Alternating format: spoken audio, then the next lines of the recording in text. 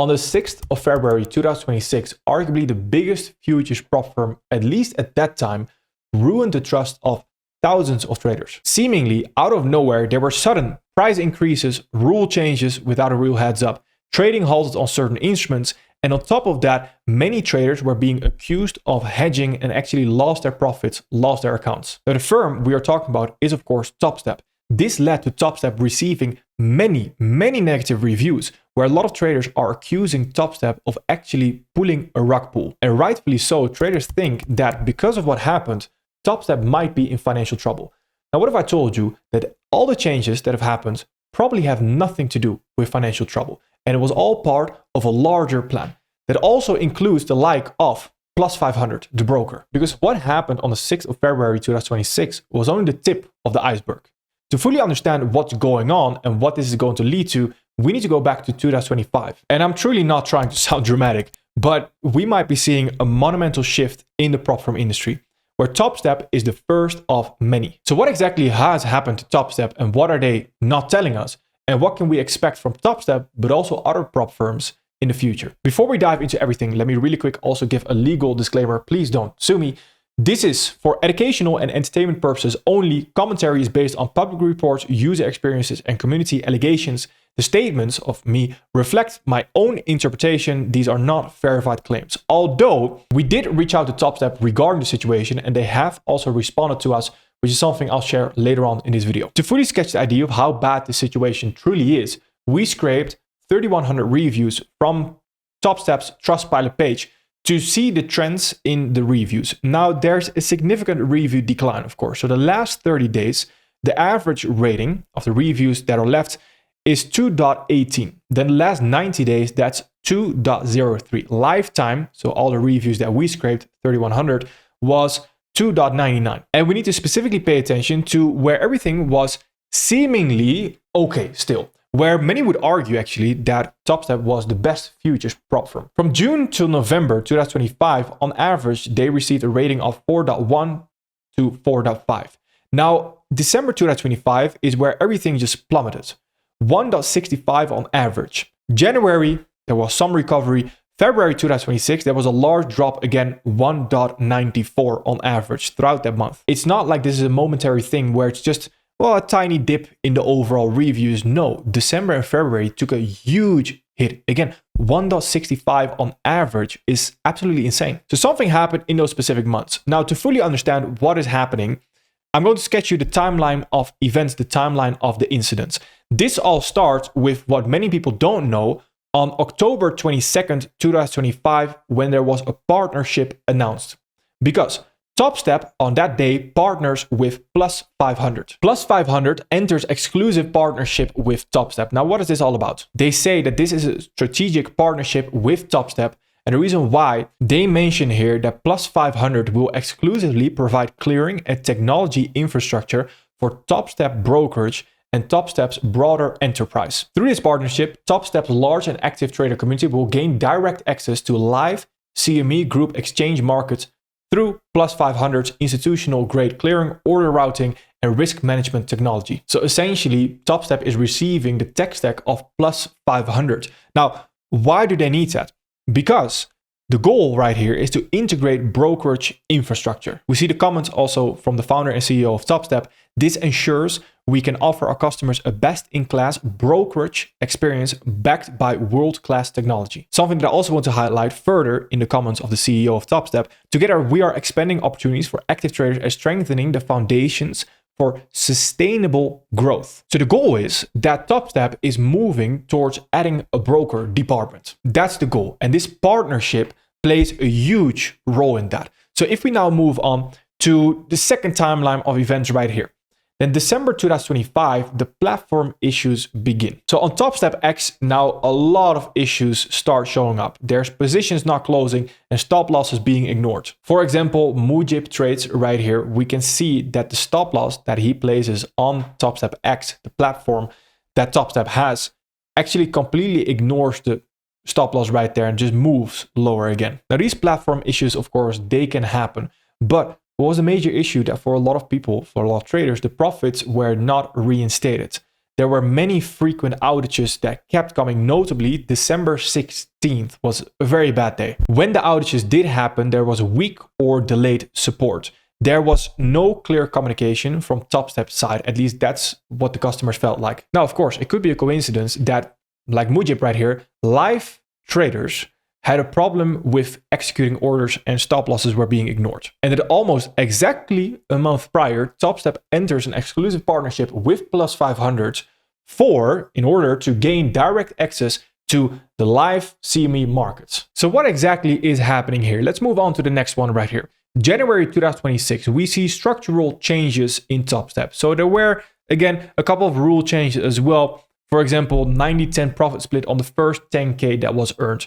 Now, on top of that, there was an official brokerage launch, Topstep X. I am not referring to the Topstep X platform right here, referring to a brokerage. Topstep Brokerage unveils industry's first prop to brokerage funding model. Essentially, summed up, start right here, introducing broker enables traders to transfer prop earnings directly to a live futures accounts. This again has been building up. So they also mentioned right here, this is part of that strategic partnership with Plus 500, allows use of trading technology, risk management solutions, and FCM clearing. The waitlist is now open with plans for Topstep Brokerage to go live later this year. This was on the 27th of January, which has all been building up again from that partnership with Plus 500. Whilst we were editing this video, the CEO of Topstep tweeted a couple of things that confirm our suspicion. Now, the first thing is that on the 27th of February, he tweeted, "Is this the future? Prop payouts deposited directly into your personal brokerage. What if it looked like this?" And it looks like choose how you would like to receive your payout. One of the options being depositing it directly into your Topstep brokerage account. And of course, introduce accounts powered and cleared by who other than Plus 500. A couple of days after this, on the 2nd of March, he tweeted, "Happy to report we're the first trader in the history of mankind to transfer Topstep prop SIM payout directly into a live Topstep brokerage personal account." This is happening as we speak. And I'm not sure people understand the enormous impact that this is going to have on the prop firm industry, because there are a couple of possibilities that I would like to discuss with you. Now, the first one is my pessimistic view, because I would argue that this is the shittification of prop firms. And the reason why I say that is because realistically, who asked for this? As in, which customer actually wants this? As a trader myself, if I get a payout, I can already deposit that payout into my own broker of my own liking. Of course, you could make the argument, well, it is quite convenient. And I'm sure there are traders out there that do think this is actually quite nice to have. But I would argue the majority of customers doesn't really need this. And the majority of people that do want this are the CEOs, are the founders that just want to keep you in their ecosystem and that just want to make more money off of you. And the reason why I call it shittification and not innovation, so why I don't think this is a good thing, is because the prop firm side needs to become stricter in order to pull this off. Again, maybe I'm being pessimistic and I hope I'm wrong on this possibility. But what could happen is that prop firms are going to see what Topstep are doing right here. They're going to think, well, we are losing our edge right now, so we also need to introduce our own brokerage account. And then what happens is that they also need to make their own prop firm side stricter in order to actually make that happen, to have to add that brokerage department. And then what happens is you buy an evaluation, you might get a couple of payouts, and the prop firm is going to say, well, don't go too fast. You're getting a little bit too crazy with the payouts right now. We're going to limit you to maybe 5-6 payouts. And after that, you are going to move to your own brokerage account. So arguably the whole reason what made prop firms so great initially is slowly fading. If this option, if this possibility will actually play out, then we have another possibility that I can think of. Other prop firms are going to see this. They're going to see the backlash that Topstep is receiving. They're going to see the traffic diminishing. They're going to see the revenue of Topstep potentially diminishing as well, which I don't know if that's going to be the case. Something we're going to discuss later on in this video. And they might say, well, this is not the next move for prop firms. And instead, they're going to double down on what makes a prop firm so good. And that is not moving on to your own brokerage account later on. Because the reason why I personally like prop firms is because you can trade relatively risk-free. You don't have to deposit 50K of your own money into a brokerage account and trade with your own money essentially. so relatively risk-free, you can get payouts from trading with an account provided by a prop firm. There are more scaling options with a prop firm compared to just trading your own personal account, for example. And that's what made prop firms so great initially. So I'm absolutely certain if there are prop firms out there that are going to double down on what made prop firms so great initially, not necessarily, and sure, it can be an option as long as it doesn't come at the cost of making the prop firm worse to push your own brokerage, if that makes sense. Then the next incident that we have is February 2026. Again, major live account changes. So rule changes, for example, one live account at a time. No full capital on day one, only 20% tradable. Capital unlocks gradually. Risk violations reset traders back to sim. Pricing changes, so a price increase followed by a 30% discount, which I'm Dutch myself. That is the good old government trick regarding gas prices. Increase the price, so it's a pretty massive hit at first, and afterwards you decrease it just a little bit to soften the overall hit. Now, understanding the full story, it seems that everything that has changed is quite orchestrated. And even the price increases right there, that seems planned. And I'll tell you why later on as well. But before we do that, let's move on right here. So this is where we now arrive February 6th, where we see many traders being accused of hedging, account terminations, allegations of wrongful bans, live traders affected without warning, accusations of rug pull, payout denials, forced migration to new live accounts. And on top of that, there were still many platform complaints like latency, unresponsive exit, locked trades, poor customer support, and AI chatbot delays. Now we need to understand the bigger picture, the brokerage transition, because I believe it has everything to do with this. So what is happening? Well, the industry, the prop firm industry, is heading into a certain direction. And with the futures industry is arguably lagging behind a little bit. Well, you could argue Topstep is the front runner, but the CFD industry, we've seen this coming already. And as an ex-prop firm owner, I can tell you quite confidently what is happening. Because we see prop firms transitioning into brokers or adding a brokerage department. For example, this was large news at the end of 2025, December 2nd, is FTMO building global trading powerhouse. It completes the acquisition of Owanda, which is a broker. FTMO, being the largest CFD prop firm, acquired a broker, which is a huge move. But again, why are they doing this? On top of that, we also see that brokers are launching prop firm divisions. So for example, we see IC Markets joins industry trend with soft launch of prop trading offering, where eventually they launch IC Funded. Or for example, Blueberry Markets, which is also a broker. They have been in the prop firm space for quite some time because that's what Blueberry Funded is. So we see that the lines between prop firms and brokers are becoming more blurred. And why exactly is this? Well, there's a strategic angle to it, because prop firms are, very simply said, they're a marketing funnel, because prop firm traders are arguably the highest quality broker leads. So what does that mean? Well, if we go to this article right here, ATFX converted over 10% of prop traders to brokerages in South America. This all starts with the CFD industry, which the futures prop firm industry is now sort of catching up. So many CFD brokers are now offering prop firm trading. But is it a supplementary service or a clever strategy for converting traders? So essentially what this article tells us right here is that prop firm traders are the exact type of audience, the same target audience that will eventually also open a brokerage account. So the way you can see these prop firms are like a gold mine. They're a gold mine for customer acquisition cost. Essentially, in very simple, plain terms, that means that brokerages, usually they tend to pay a lot on advertisement, etc., to eventually, hopefully, get someone who's interested in opening a brokerage account and actually deposit money. Instead of that, they can actually look to open their own prop firm department. And that prop firm department is like free marketing, where the traders even pay you to pay that evaluation fee to try to pass the evaluation, etc., to eventually open a brokerage account. So prop firms and brokers have a very similar type of audience.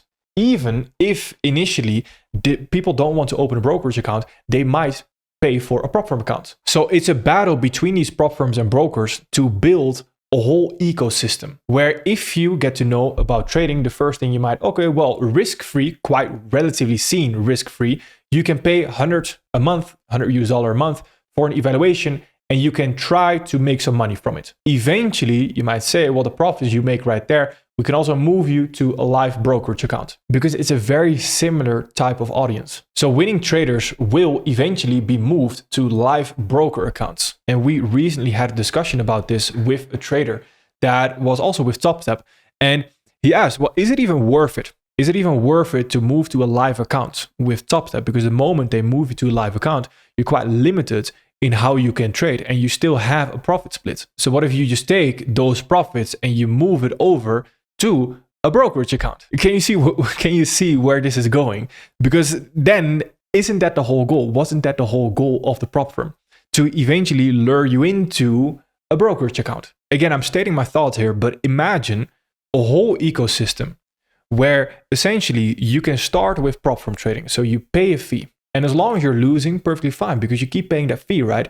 Now, if you start winning and you start actually making profits right there, eventually you will be moved over to a live account, which is already the standard. The moment you start profiting a little bit too much, they might say, okay, well, what if we just move you to your own live brokerage account? Because again, that's why you have the prop firm side and you have the brokerage side. You can initially use the prop firm profit that you made to fund your own brokerage account.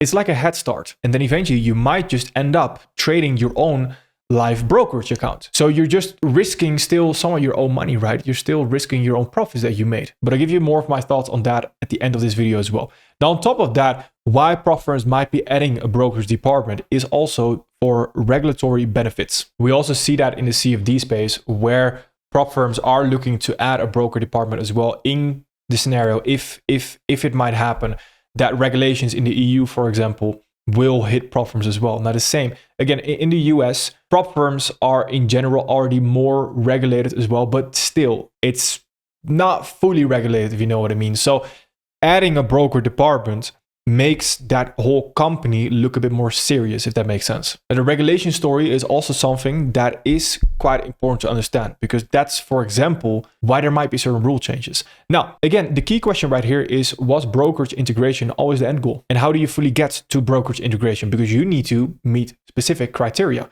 That's where we move on. If we state the possible reasons as to why Topstep has been changing so much, then the first reason, again, what a lot of people suspect is financial strain, financial trouble.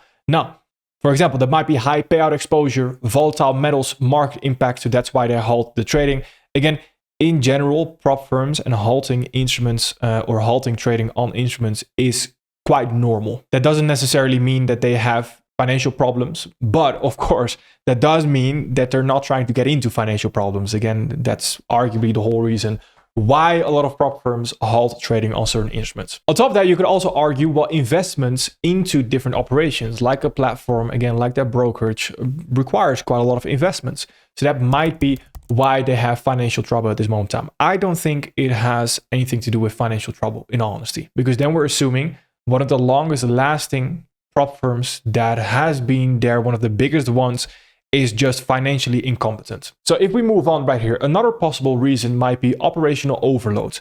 So again, they're running a prop firm, they're trying to run a brokerage right here, and they're also running that trading platform, Topstep X. So with all those things right there, there's too many moving parts at once, might be the case. Again, this could potentially be quite a valid reason. I don't necessarily see this as a reason as to why, for example, there might be many rule changes or anything like that. Now, what I think is the most likely reason is reason number 3 right here, brokerage expansion. So think about it. Why do those rule changes actually happen? Why do prices increase? I think they are transitioning. I think they are preparing people, they are preparing their traders for that transition into also a brokerage department. So that ecosystem that we talked about. First, you're a prop firm trader, then eventually you might move to a live brokerage account with Topstep. And again, you can't just all of a sudden do that, if that makes sense. No, because you need to change certain rules because there's regulatory pressure as a broker. That pressure regarding regulations is something you're not going to have as a prop firm alone. Now, this is where I want to dive into the conversations that we have had so far with Topstep. Again, this all starts off with us asking right here about the situation as a whole. Now, quite vague questions overall. The main questions were, in recent months, especially December 2025, the negative reviews have increased by a lot, and we are curious to hear your side of the story. This was directly sent to the CEO, to also the press team of Topstep and also, again, customer support. We got a response from Windy right here with essentially giving, well, arguably a little bit of vague answers, dodging the questions a little bit. So we decided to create that timeline and to create more specific questions right here. This is the email that we set up, where we explain the whole scenario and from what we see, what the situation actually is, where we explain the whole scenario that we just went over and essentially asking some questions based on that. So question section 1 is, from what we understand, plus 500 will help Project X or Topstep X with getting a live data feed. Does plus 500 play a role in the increases in platform problems? Are they the result of synchronization issues, for example, between Topstep's front end and plus 500's clearing engine? Simplified, is plus 500 a cause of those issues? Then we go on right here about the rule changes and why they might have happened. So we move on to question section number 2. Did all the rule changes start due to the plus 500 partnership and the goal of adding a brokerage part to Topstep? Is hedging, for example, again, that mass hedging investigation where many people were accused of hedging, is hedging getting more aggressively monitored because Topstep is trying to move to a brokerage status, where hedging might be seen as a regulatory problem? Are rules getting tighter because of the move into a brokerage? On top of that, we asked, can customers expect to slow down with the rule changes, or are more rule changes needed before things get quote unquote better again? Is this a slight bump in the road, or will the Topstep as we know it drastically change things in order to focus more on the brokerage side of things? Those were the questions we had. Now, the first response that we received was, again, from Windy, the customer support. Thank you for the detailed questions about the partnership, etc., etc. And this is quite interesting. Regarding the hedging enforcement, our mission is to prepare traders for live markets where real exchange strictly prohibit hedging, wash trading, and other manipulative practices. So she refers to CME Group Rule 534, because that specifically prohibits traders designed to manipulative or give an unfair advantage. So if we take a look at CME Group Rule 534, this refers to wash trading. Now, wash trading is very similar to hedging, but oftentimes the term that is used is hedging. But hedging is somewhat the legal version of wash trading, where wash trading is more so you are trying to, with intent, trying to manipulate the market and trying to manipulate the positions to your benefit. Hedging might just be a risk management approach, for example. So there is a difference between the two. Most of the time, they just refer to it as hedging. Now, the fact that she mentioned that wash trading, so CME Group Rule 534, is very interesting in my opinion. Because if you are a prop firm working in a demo environment, again, that CME Group Rule is not super relevant. So the way that works is, again, same for news trading, for example, and also hedging and these prohibited trading methods. In the demo stages, for example, in an evaluation stage, it's really up to the prop firm if they want to prohibit that or if they want to allow that. As an ex-prop firm owner myself, for example, I know that in the demo environment, you don't necessarily take it that serious if something happens. It's more so when someone gets closer to a payout, of course.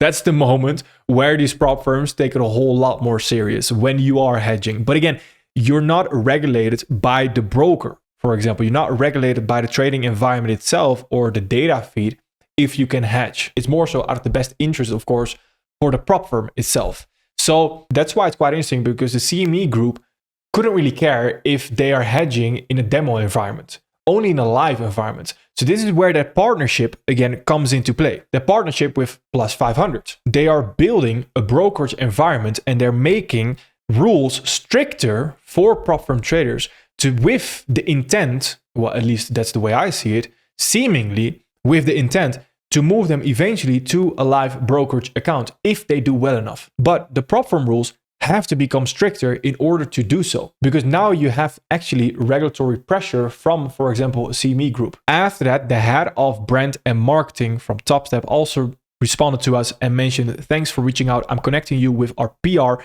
and communications director. It's been more than a week and we still haven't gotten a reply from the PR team. Now, if I have to believe my own experiences with a PR team, usually they tend to give you a whole lot of words that don't tell you anything. They love taking their good time to keep the message very vague without actually telling you anything. We decided to still upload this video because we think this is quite an urgent matter to make everyone aware of what is happening in the prop firm industry without being vague and this PR nonsense. If they still give a reply, then by that time, we will put that reply in a pinned comment under this video or also in the PipBack Discord. Now, how has this impacted Topstep as a whole? So we looked at the website traffic. Overall, we see that the traffic is still very strong. This right here is the website traffic as of, I believe this is from the 21st of February all the way back to November as well. November, where seemingly nothing was wrong. Now we see, if we compare to TakeProfitTrader and these other firms as well, we actually see Topstep declining just a little bit right there. If we zoom in a bit more in comparison to a TakeProfitTrader to, for example, Topstep, we do see that other firms are actually gaining on Topstep right here, and that Topstep is currently declining. Here we can see that more clearly. So for example, for the month of February, we see Topstep is down in their website traffic until the February of 21st, down 19%, whilst TakeProfitTrader is actually up 2.16%. So we can see that competitors are slowly catching up. Now, what is quite important to understand is that we cannot conclude the health of the company from traffic alone, of course. Now, we can make a guess, and this is where we now go back to the pricing increases. So my thought is, and again, it's a conspiracy theory, but did they know that they will take a hit? They knew all along. Hence the increases in price. Think about it. The goal was always to eventually have that brokerage department. Okay, plus 500 can provide that with a partnership. Okay, but in order to actually make that happen, they need to make rules stricter. So a lot of rule changes need to happen on the prop firm side as well, because that will eventually help with the brokerage part and to help with regulation. Because they know that that needs to happen, they probably also know, well, that's probably going to receive a lot of backlash. We're going to receive a lot of negativity surrounding that. So we're going to receive less website traffic. But if we increase the prices with less website traffic, then the revenue doesn't really change. We use this 30% discount to soften the hit. And for a brief moment, yes, you might make a little bit less revenue overall. But with the traffic now being lower, the website traffic, less people actually visiting Topstep, and the prices are increasing afterwards, then the revenue doesn't really change. So the overall bottom line is not really affected because of it. So now that we've unraveled everything, then what can we actually do about it, or what should you do about it as a prop firm trader? Now regarding Topstep, I would say wait and observe, let the situation stabilize. See how the company itself also responds. See if there's many more rule changes, for example. And only then after a while decide, do I still want to buy a new account with Topstep, or what do I want to do? Now, what I would advise as well is diversify. Again, you have no loyal obligation to a prop firm, and they arguably see it the same way because they're changing rules all the time. So they don't really care about you. They just care about the money in your pocket. So again, you shouldn't have a loyal obligation to a prop firm. I know they've been around for a very long time, but it is what it is. Try not to get into this relationship with a prop firm. There's no need for that. So what I would advise is spread risk across firms.